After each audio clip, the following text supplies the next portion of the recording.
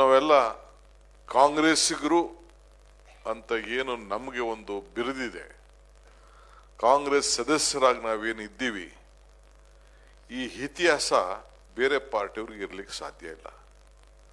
ಈಗ ಬಿಜೆಪಿಯವರು ಏನು ಇತಿಹಾಸ ಹೇಳ್ತಾರೆ?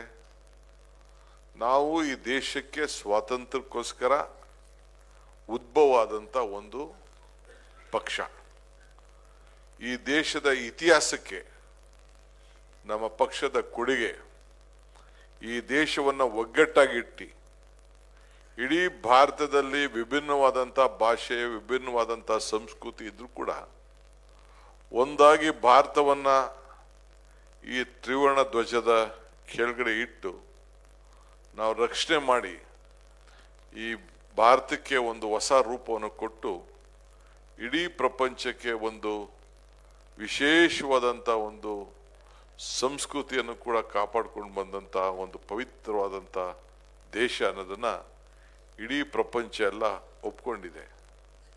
ಅದಕ್ಕೆ ನಾನು ಅನೇಕ ಸಂದರ್ಭದಲ್ಲಿ ಹೇಳ್ತಾ ಇರೋದು, ಕಾಂಗ್ರೆಸ್ ಶಕ್ತಿನೇ ಈ ದೇಶದ ಶಕ್ತಿ, ಕಾಂಗ್ರೆಸ್ ಇತಿಹಾಸನೇ ಈ ದೇಶದ ಇತಿಹಾಸ.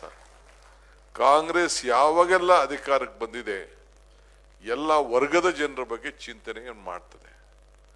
ಕಾರ್ಮಿಕರು ಇರ್ಬೋದು, ರೈತರಿರ್ಬೋದು, ವರ್ತಕರಿರ್ಬೋದು, ವಿದ್ಯಾರ್ಥಿಗಳಿರ್ಬೋದು, ಚಿಕ್ಕ ಮಕ್ಕಳಿಂದ ಹಿಡಿದು ಎಲ್ಲರ ಬಗ್ಗೆ ಕೂಡ ಕಾರ್ಯಕ್ರಮಗಳನ್ನ ಯಾವ್ದಾದ್ರು ಒಂದು ಪಕ್ಷ ಚಿಂತನೆ ಮಾಡಿದೆ, ಕೊಟ್ಟಿದೆ ಅಂತ ಹೇಳಿದ್ರೆ ಇದು ಕಾಂಗ್ರೆಸ್ ಪಕ್ಷ ಮಾತ್ರ ಅಂತ ಹೇಳಲಿಕ್ಕೆ ನಿಮಗೆ ನಮ್ಮೆಲ್ಲರೂ ಕೂಡ ಸಂತೋಷ ಆಗ್ತದೆ.